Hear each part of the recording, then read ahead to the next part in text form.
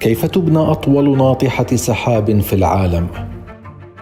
المعادلة لم تكن فقط هندسة، بل تحد للعقل والجاذبية.